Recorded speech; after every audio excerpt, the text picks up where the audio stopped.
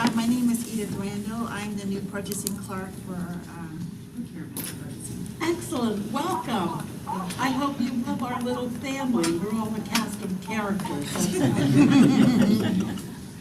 Okay, and who's on the phone, if I may ask? Commissioner Steve Palmer, Advanced Quick Associates. Oh, hey, how are you, Steve? Happy New Year. Happy New Year. Thank you. Good. I'm good. Thank you. Okay, we have two action items. The October, I guess it's just one action item. The October minutes of the Legislative Committee. May I have a motion to approve? So moved. Second? It's been moved and seconded, and all in favor, please say aye. Aye. Okay, that takes care of that. We have our state and federal updates, and I can't tell you what a pleasure it is to have Harry here in person. Steve, you'll have to come down. It's getting cold up there. Exactly. So shall we start since, I can't even think this morning. We have the RSA people here in the form. Natalie, I was going to call you Nicole. We get that all the time, actually. Do you want to start with your report, Natalie, with where we are? I can, because it's actually quite short. Really, nothing has transpired significantly since the last time we met, but I know, Brad, we just had a trip up to Tallahassee. I don't know if you want to share some of your insights on that specifically, but we just met with our legislative delegation, made sure that we advanced the conversations around our agenda items specifically. I know there was a lot of discussion about our transportation disadvantage. As you all know, over the last couple of years, we had, through proviso, had an adjustment in the formulas that last year did not make it through the process, which has had a fiscal impact on the organization. And so we're working hard to assure that going forward, that those changes are not only implemented this year, but that we have a pathway forward for success for that language to be put in place permanently. But other than that, next week's session starts. We will kick off on Tuesday for our 60-day session. Next week will be a lot of ceremonial, a lot of kind of, activity around the actual startup. But there will be some, kind of heavy agenda bills are already starting to fly, in part because the committee weeks themselves were quite quiet. They didn't do a lot. So those bills, there's a lot of work that needs to be done in order to get bills through the process now, because they didn't start moving them early. Otherwise, we will, just be focusing on the trip that we have. We have another trip coming up. Is it the 21st? We have another PSTA trip coming up, I believe. March 4th. Oh, 4th, sorry, wrong date. So we'll be making our efforts towards that. Do you want to share any specific conversations you had? Yes. Well, I would like to thank my two who worked on this side of the table, Commissioner Saraki and Driscoll, for joining me up in Tallahassee in early December. I don't know if either of you would like to say anything about the trip. Want me to go first? Yeah. Oh, thank you, Brad. I just want to say that I thought our meeting with Jeff Brandis went really well. At first, he didn't really want to talk to us. He was kind of under the weather. And then he opened up to the PSTA team and your team. And I thought that meeting went great. He opened up about his electric car and explained how he drives from Tampa to Tallahassee. And I thought by the end of that meeting, it went well. And Gina, do you want to add anything else? I thought all of the meetings were productive for the most part. I was encouraged by the support that we received from Representative Diamond and Representative Newton as well. Seemed to be very much in tune with the needs of our residents and agreed with our legislative priorities. And I think you guys have probably seen this last week. Representative Newton has given indication he does not plan to pursue re-election, and he's going to be running for county commission. So it'll be interesting to see how that affects his session this year. Mm-hmm. A change of focus. As far as our legislative priorities go, I think we made some headway. I don't know if it can be totally attributed to ours. I'm sure it was 100%. your shining presence up in the Capitol. But the transportation, the Commission for Transportation Disadvantaged, while we were in Tallahassee, had a meeting, and they voted to basically swap some money around to temporarily fill the budget deficit hole that PSTA and Pinellas County and many of the urban counties had suffered because of the proviso language not being approved by the legislature.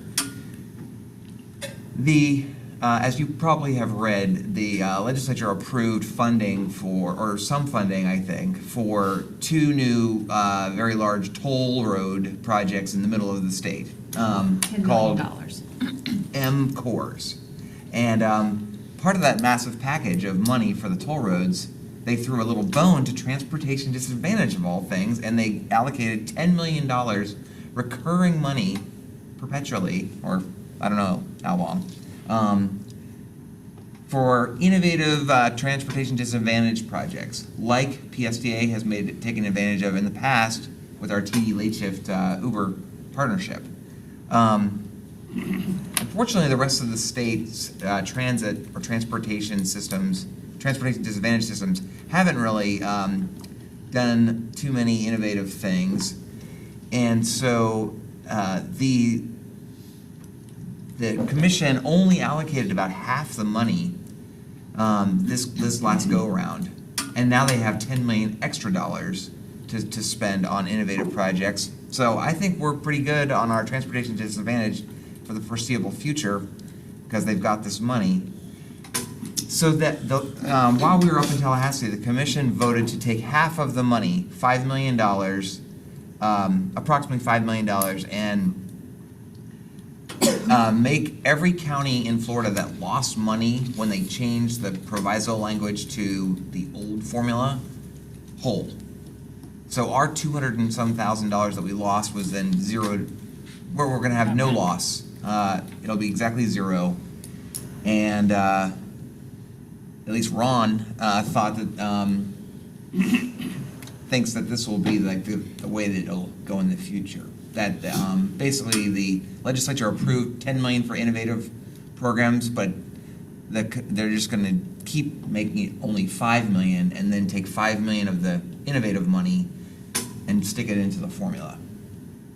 So there's still going to be the intention to try to make sure that the formula is adapted as it was intended through the research.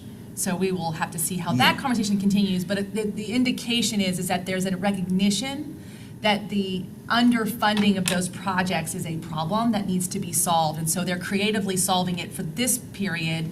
And we're hopeful that that means that there's a recognition longer term that we need to assure that the transportation disadvantage funding is fully funded.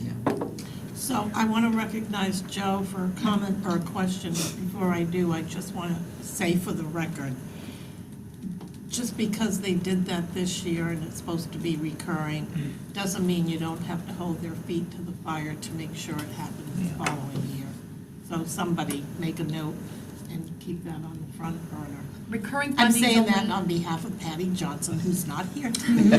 recurring funding is only recurring until it's not recurring anymore. Thank you very much. So, Amen. right. With that said, Joe? Yeah, my question, thank you very much for coming, both folks from our teams that keep track on things.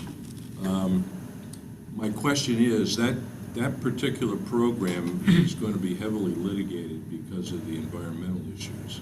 Is this money contingent on that clearing that hurdle? Okay, it's okay. The corridor bill, and I know what you're talking about too, the corridor bill, although there will be continued discussions, those funds for this last cycle are already appropriated. Okay. So in rears, they will not go back and strip those dollars out. If going forward, there is some kind of legislative adaptation that has to be done because of court challenges and any findings that are done, that will not affect the ability for PSTA in this cycle to be made whole based on the decision that was made through the agency. So, now, going forward, again, we can't count on dollars that are not already in our bank account. So, Brad, the only other thing I had, if you don't mind, Chair, is that we did also receive the FPTA's legislative agenda. And did you want to talk to that at all? Because I know that there's some of their activities are aligned with ours. For example, one of their items is that they'll monitor and participate in rulemaking process by the Commission for Transportation Disadvantage to alter the allocation methodology. Is there anything that we need to share with the team in relationship to what Lisa is sharing or what you're working on with the association? Well, we have a FPTA legislative committee call later this afternoon. Okay. So We'll know more then. I don't think I have anything else on that. But the other item on our adopted legislative agenda is the VW settlement money, and I don't know if you have any No update updates. No updates, yeah. on that. But I guess the legislature or the budget that the state approves has to approve the VW settlement money, even though it's money from VW. So So it's the spending authority. And so I'll pull the Spending email, I can authority. give you the exact number, I have it in email. So basically, this year, the agency has made the request of the legislature through their LBR for spending authority. And so they have asked for an additional spending authority because as the pass-through of the federal, as the settlement dollars come in, they can receive them, but they can't actually allocate them unless they have the spending authority in place within the legislative budget process. So let me pull up the exact numbers for you. I sent them to you, Brad, a couple of weeks ago.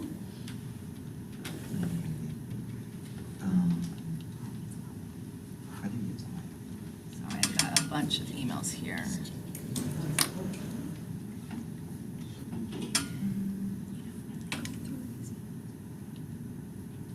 Okay, so, let's see. They have, because the biggest constraint that they've had in awarding the funds is that they, in the 1920 budget cycle, they only had $15.5 million in authority. So they wouldn't be able to give out dollars beyond that, even if they had received them from the settlement. So this coming year, in 2021, they have upped their request to $67 million to accommodate the dollars that they would then, in the first phase, be allocating. So that would actually, if they're approved for $67 million, which I wouldn't assume that they wouldn't be. I would assume that because of where the dollars are coming from, that will be approved. That would give them the ability to allocate about half of the total funds that would come ultimately from the VW settlement. Yeah.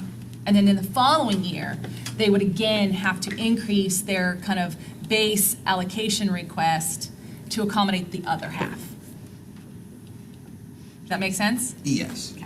Do you think that they just arbitrarily decided to only ask the legislature for half the settlement money to space out over 2 years, or was there something about that?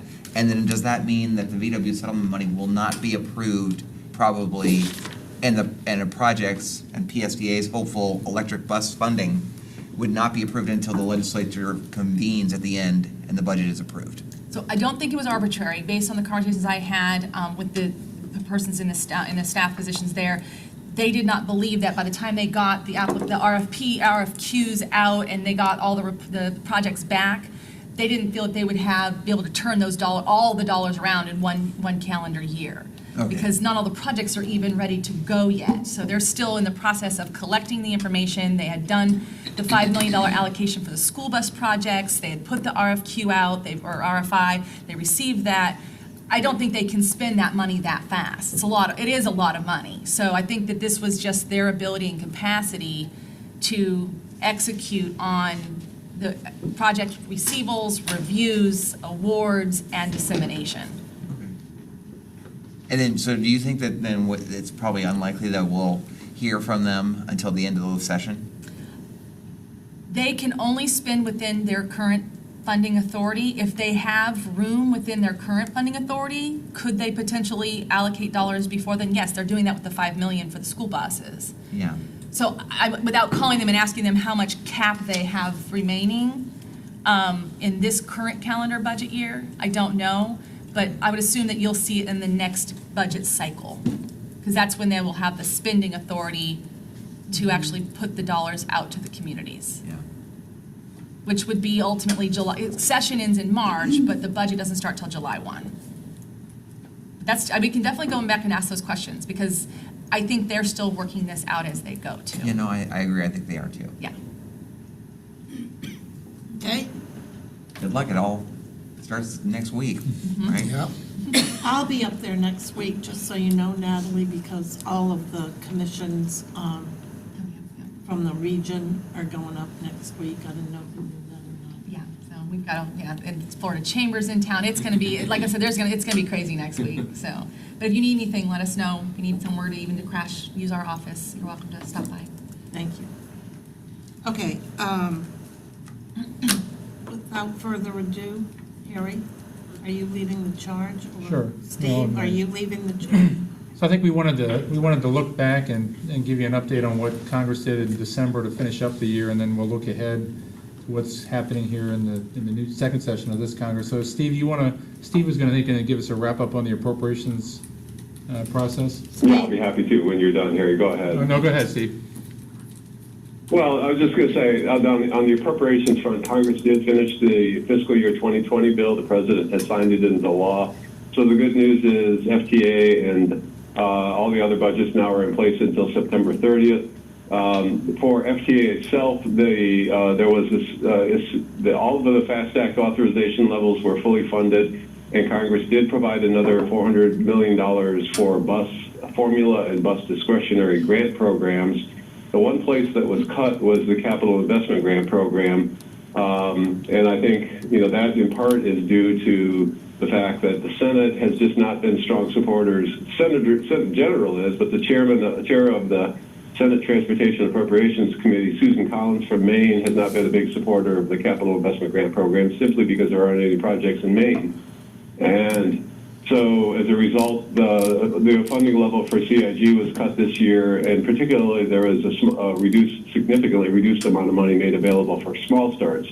That should not affect us, though, because there is a significant amount of FY 2019 money that still has to be allocated and obligated, and hopefully we will be under consideration for that pot of money.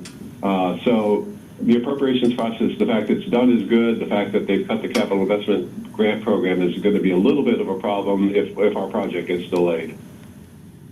Well, I had a conversation right before Christmas with Jane Williams. Did you know that? No, I didn't. It was a fabulous conversation. I asked her where my present was. She said it was in the mail. But she did say it would be coming shortly after the new year. So we've been staying in touch with the House Appropriations Committee staff. You all met with them when you were up early in the fall, or late in the fall.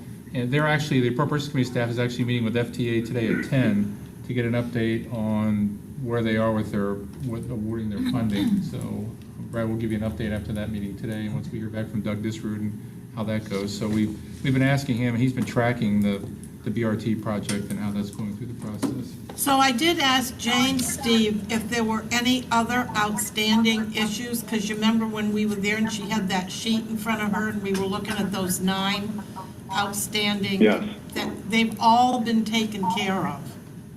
No, Brad has done it. We've been coordinating with Brad on those, and Brad and the staff have done a great job in terms of trying to knock those down one by one. So I think that's great news to hear that she confirmed that, though. Yep, she did, absolutely, because I asked her specifically if there was any other outstanding issue getting in our way, and she said no.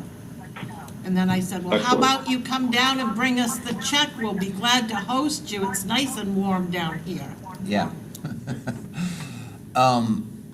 We are trying to coordinate as many different angles on putting appropriate pressure on, loving pressure on FTA to release our funding to get this project done.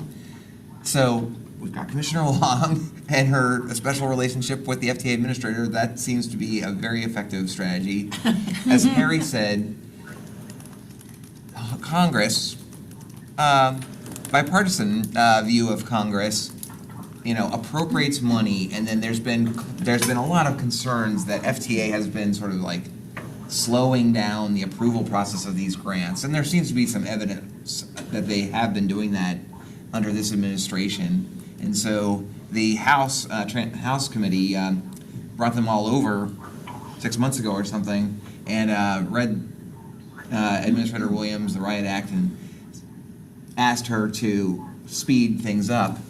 And so that's what this phone call at 10, the discussion, that's another pressure point to just that's sort of generally nationwide, but it will help our project if Congress keeps the pressure on FTA to get the money out the door that they approved. And then third, Whitney reached out to the FTA PR people about like a ribbon cutting here in lovely Florida when DC is being shut down because of snow, like you told Administrator Williams.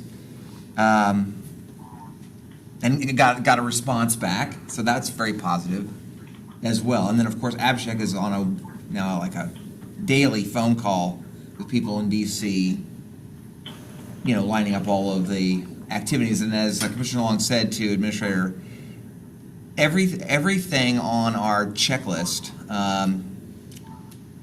that is necessary to get a small starts grant agreement from the feds has been completed. So we're just in a waiting mode. So she did say when she came down with the check that she would try really hard to either bring Elaine Chao or the president. To which I said, oh, that would be just fabulous. We would love to have either one of them. I did say that. I believe it. I believe it. You can introduce them. That probably would not be the best idea you ever came up with, Harry, but we can work on it. I am teachable. Is this televised? The other thing, both the House Appropriations Committee and the House Authorizing Committee, the Transportation Committee, both been in touch with Brad and his team about some of these delays that FTA has experienced. They've been asking questions throughout the past year about, can you give us updates on what your experience is with FTA, and they're using that information, I think, to kind of, as Brad said, hold Jane Williams and the FTA feet to the fire. And looking ahead, this year, the Congress has to reauthorize the federal highway and transit program, so that's every 5-year effort. The authorization expires on September 30th, and so there's an initiative underway. The committees are going to start work on that, and some of this material that you've been providing the committee, I'm sure will find its way into whatever highway and transit authorization bill comes down the pike to make sure that they're not reducing the things that Brad was talking about. We're seeing is FTA is trying to reduce the cost share, the federal cost share, below 40%. One of the questions Brad was asked is, are you being asked by FTA to reduce your cost share? I think the answer is no. You haven't been asked to reduce your cost share. No. You have a letter of no prejudice that's pending before FTA, so you can start work before the federal money's been awarded. And that process goes back to October. I think it's been delayed. Yeah. That was another question they asked. Are you seeing a delay in the approval of these letters? And you have seen that delay. Yeah. And so I think Brad's been providing great information, and Abhishek and your team to the committee, which I think would be very helpful as they rate the authorization legislation for next year. But the big issue for next year for funding transit and transportation in general is how they're going to pay for it. Same issue you face in Florida and in Pinellas County is how are you going to pay for it? And Steve, unless you have gotten some new updates, I don't think there's been any resolution to. The committee knows what they want to do, I think, what programs they want to continue to fund and new programs they may want to create, but they still don't know how they want to pay for it. Is that correct, Steve? Yeah, of course. And Peter DeFazio, the chairman of the committee that's authorizing the next transportation bill, has said he probably will not have his bill ready to be made public until later this spring. So March or April is kind of what everyone's speculating that would be. Part of that is because they're drafting, obviously, but part of it is because that no one has identified how to pay for current funding levels, much less how do you grow the program. One other legislative item from looking back to last year, actually in the defense authorization bill, there was a provision included in the final bill that would prohibit transit authorities from purchasing Chinese rolling stock. That includes rail cars and buses, mainly in this case BYD electric buses, which I don't think, been tracking that for you all. I don't think that impacts you here. You weren't under contract to buy any BYD buses, is that right? Or you? Well, no, we have a contract with BYD. Oh, okay.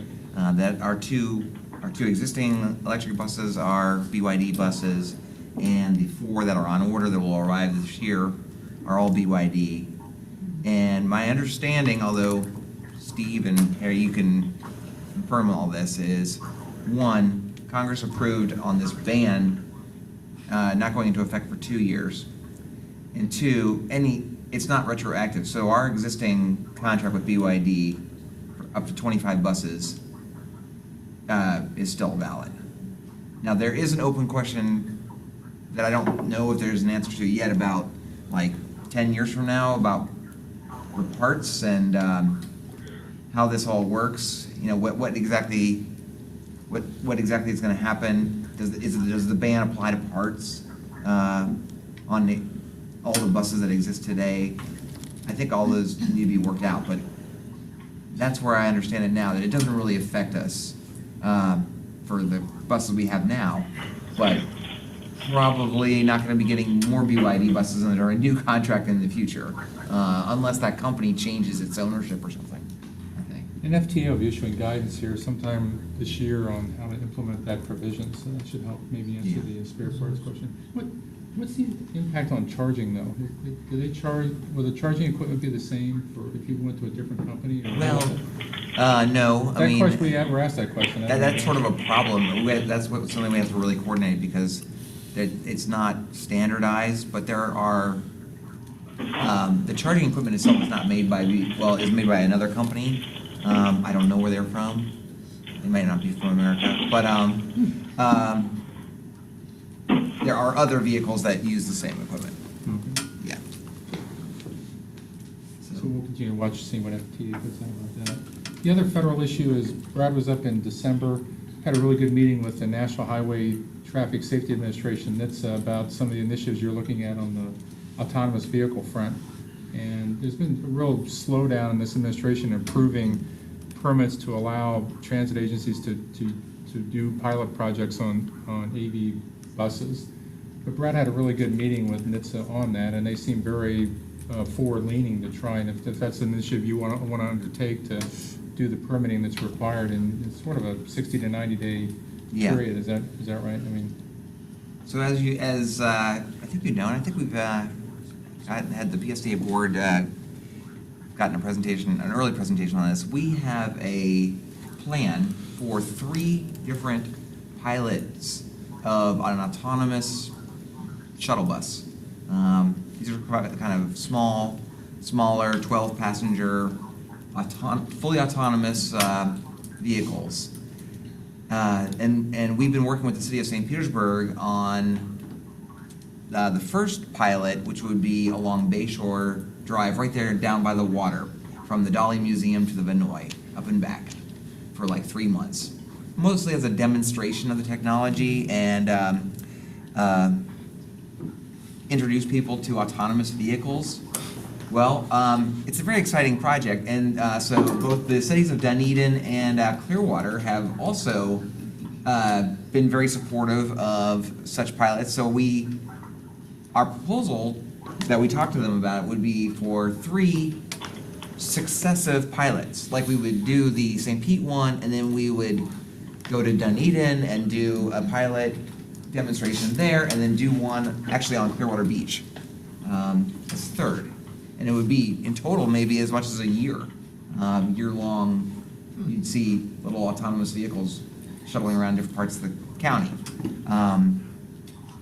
The NHTSA people, ever since that unfortunate incident happened with an autonomous vehicle killing somebody in Arizona, they've kind of put the kibosh on any kind of permanent.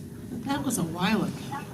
I know, but they expressly told me, they're only interested in pilots, temporary pilots to test. There's no permanent automated vehicle stuff being approved yet.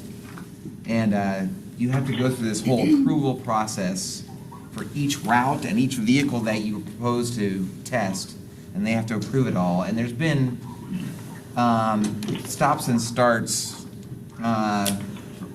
lately on that approval process, but it seems to be working. It seems to be moving now, and so we have been negotiating with a company.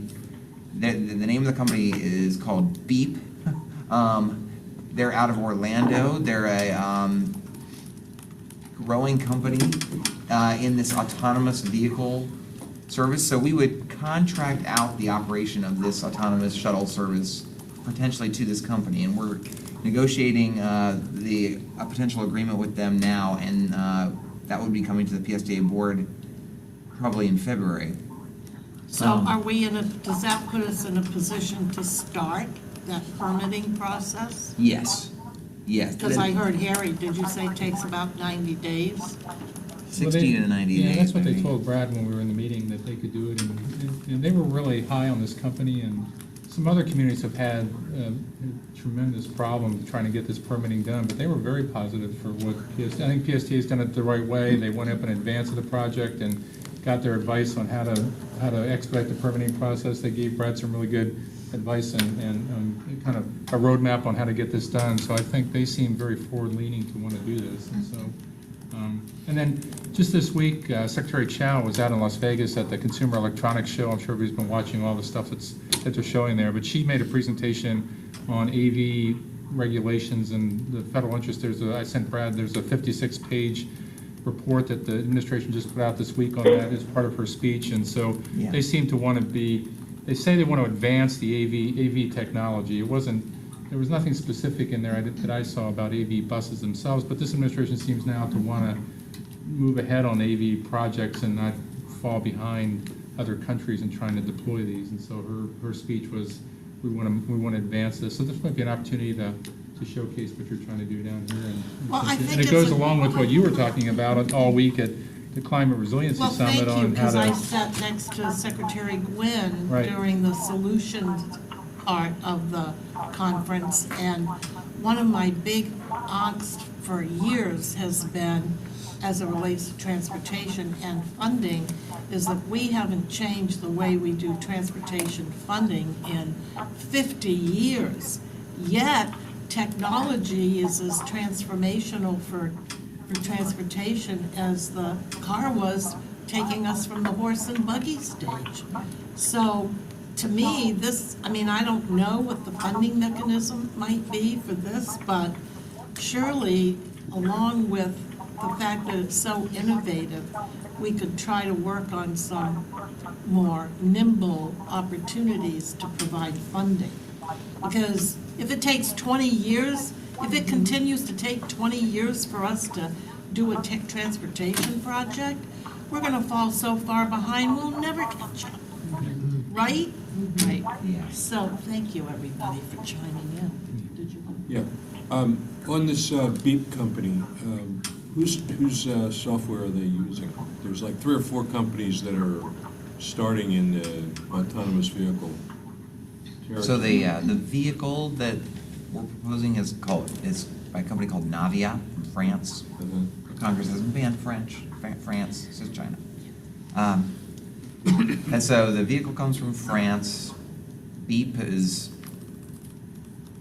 it's a good question. I don't know okay. what the software is, Beep, or if it's Down the Navia's or line what. anyway, I was just curious to know. But they're using this same company's doing a project in Lake Nona Nona. in Orlando, and in fact, Lake Nona just received a federal build grant earlier this year. It was a comprehensive, it wasn't just for this, it was a comprehensive project, but Beep and Novio. Navia is there are part too, of yeah. this,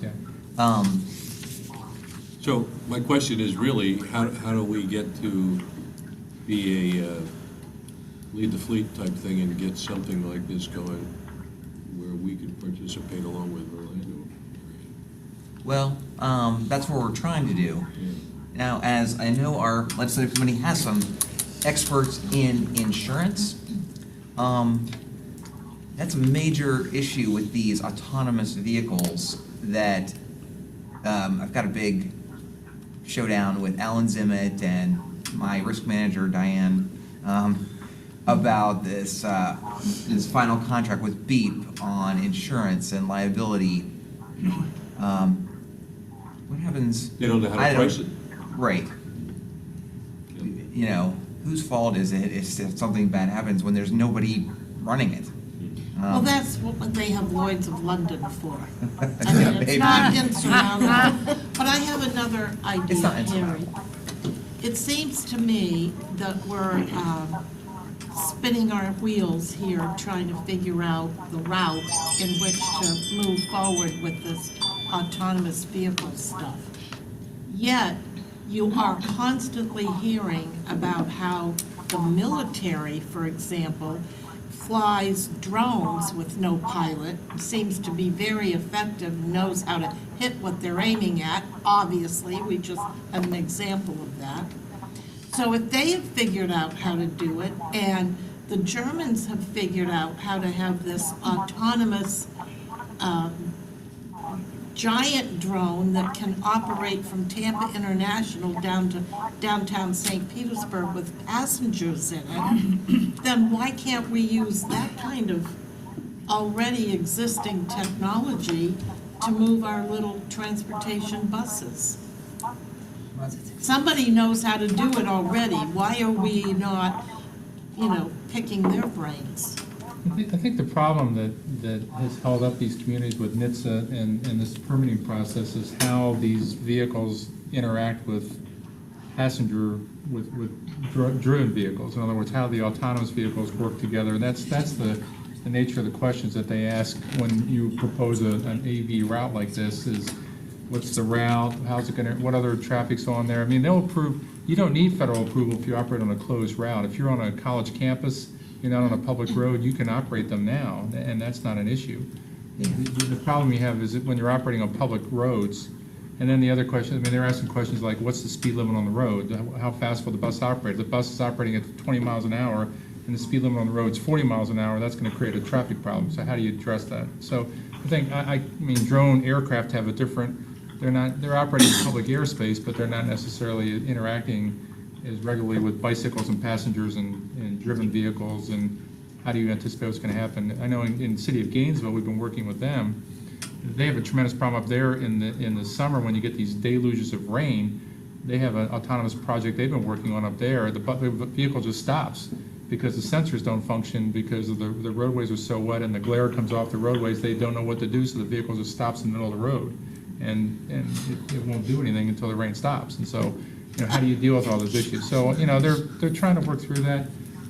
Congress, in the last Congress, previous Congress, tried to do an AV bill related to vehicle, passenger, or just regular cars, and they got bogged down in part because of the insurance issue, but in part because of other technology issues. And so I think that the technology is moving along so fast, the regulatory authorities and the legislation can't keep up with it. And so I think that's why they're interested in doing these pilot projects, to find out. One of the things they asked Brad about is, we want to collect all the data we can off your experience. They want videotape of the operations of these routes so they can see how they're working and how they're interacting with other vehicles and people and pedestrians and bikes and all that. So I think they're trying to gather the information. I just don't know. I don't know, Steve, do you have any, you were in that meeting with us too, Steve.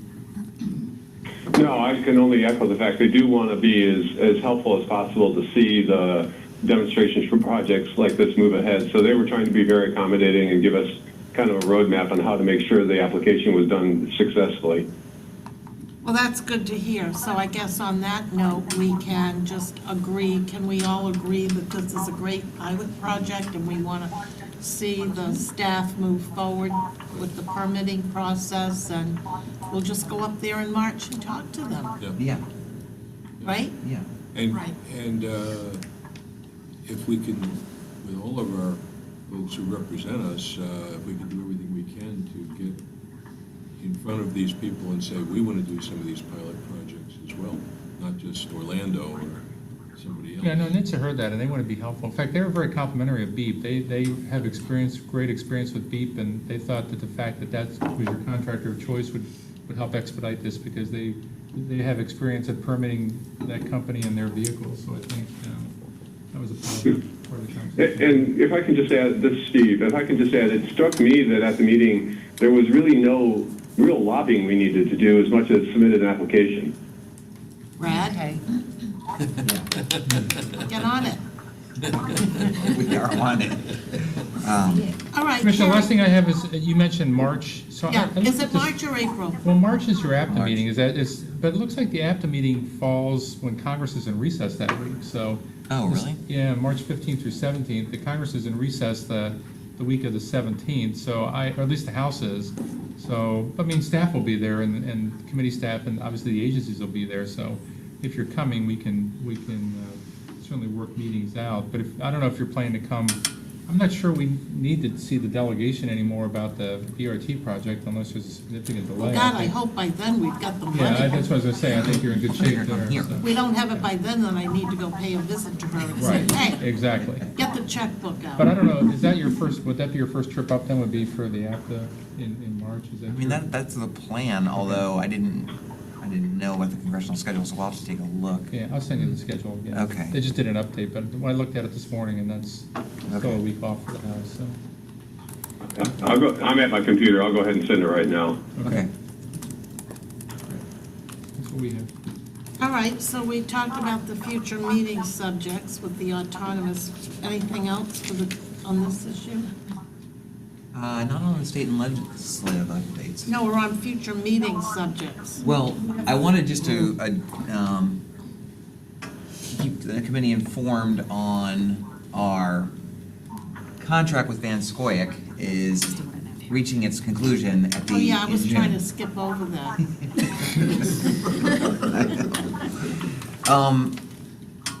It's not ending now, is it? Well, we've had 5 fabulous years with, It seems like just yesterday we started. yeah. Not that I'm whining or anything, but what does that mean? You need to renew. Well, it doesn't expire yet. It expires on June 23rd. So Al's doing a great job in being on top of it. And the schedule that Al has proposed is that for the RFP to be released on February 18th. Proposals due at the end of March, and then the board would approve it. It would come back to the board at the May meeting. So do we have to do an RFP? Yeah. We reached all of our options. So, my proposal was that we would keep the legislative committee informed between now and then. That you would sort of be our, that this would ultimately come back to the legislative committee for a recommendation to the full board. If you're okay with that. Yes.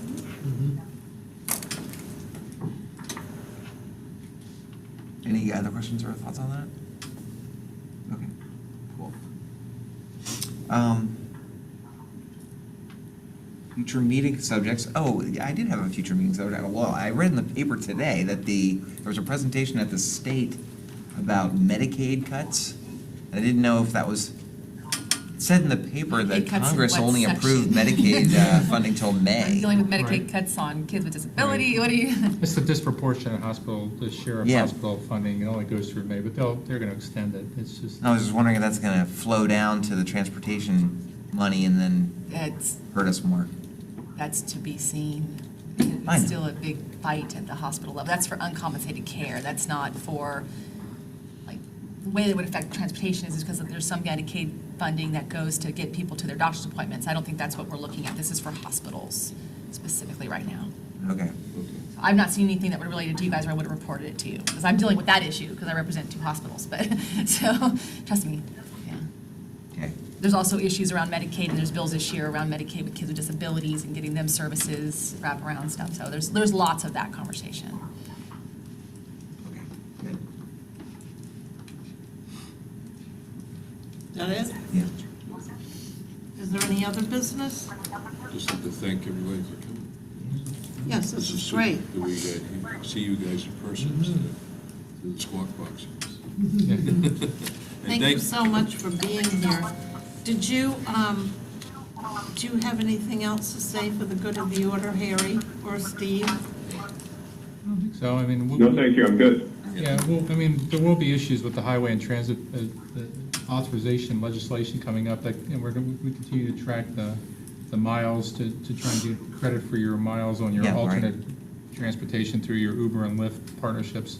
That's an issue for this legislation, and we'll continue to monitor that for you and see what, any new programs that might be created that help on resiliency and sustainability. We'll keep an eye on that for you too. 'Cause I will say, just to compliment you and Brad, that you guys were did a great job at the climate summit, at the resiliency summit this week, and there was tremendous amount of conversation about transportation and how do we better enhance transportation to help with our resiliency sustainability efforts. And so I think Congress is looking at the issue of those two issues in a big way, and there may be other programs outside of this highway authorization bill that are created to help in those efforts that maybe transit authorities can compete for. So we'll keep an eye on that for you also. But thank Yeah. you for the 2-day summit. It was great that you organized. It only took us 3 years to get there. Oh my God, it was really good. It was really good. And just to that point, we are really focused on trying to get the money finally for the BRT. And then we're working on this autonomous vehicle thing, but the process does not stop. And there's work underway right now to better strategically plan to be PSTA to be competitive in getting these competitive funding sources from the feds for LONO, which is the electric buses, which we talked about at the conference. But there's bus and bus facilities, there's innovation funds, I was meeting with our board member from Clearwater, David Albritton, yesterday about really trying to do a better job of being competitive for funds for the Clearwater Intermodal Center, which has been planned for a long time there, maybe build grant money for that. So there'll be no stopping going to trips to DC in the future. I don't see that happening. Thank you. Okay, Yeah. then if there is no other business to discuss today, I entertain a motion to adjourn. So moved. Second? We are adjourned. Thank you very much. Thank you. Great job. Thanks for coming, folks. Yeah. Appreciate it.